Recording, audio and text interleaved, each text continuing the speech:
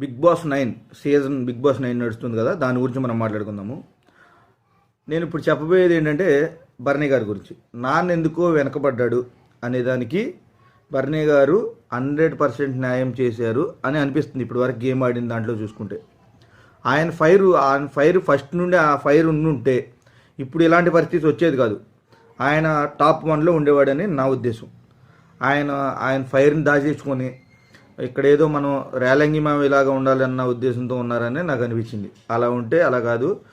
ఎవరైతే మొన్న family members వచ్చారో, నాగబాబు గారు వాళ్ళ మదర్ గారు వచ్చారో, వాళ్ళు చెప్పిన తర్వాత కానీ ఆయనకి బుర్ర ఎలగలేదని నాకు అనిపించింది. దాని తర్వాత ఇప్పుడు ఏదైతే ఈ వీక్లో ఆ ఫైర్ ఉందో ఆ ఫైర్ ఫస్ట్ నుండి ఉండుంటే ఆయన టాప్ 1లో ఉండేవాడని చెప్పేసి నేను అనుకుంటున్నాను.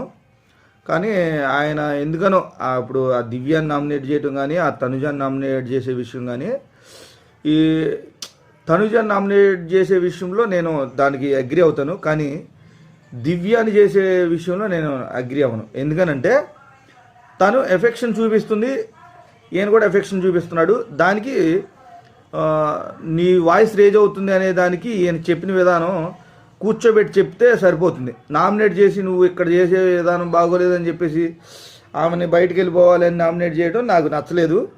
ఇంకోటి, దివ్య కూడా బర్నీ గారిని నామినేట్ చేస్తుందని చెప్పేసి నేను అసలు అనుకోలేదు. అది షాకింగ్ విషయం. తనుజాన్ని నామినేట్ చేస్తుంది, ఇంక వేరే వాళ్ళని ఎవరైనా చేస్తుంది అనుకున్నాను, కానీ బర్నీ గారిని నామినేట్ చేస్తుందని నేను అనుకోలేదు. దాన్ని అందరూ చూస్తూ ఉన్నారు. ఈ సినారియోలో ఎవరు తప్పు ఎవరిది రైట్ అనేది మీరు కామెంట్ చేయండి. ప్లస్ కళ్యాణ్ ఈరోజు చాలా ఓవర్ చేశాడు అనిపించింది. తను ఇప్పటి వరకు చాలా బెటర్గా ఆడుకుంటూ వచ్చాడు, కానీ ఈరోజు చాలా హద్దులు దాటి ప్రవర్తించాడు అనిపించింది.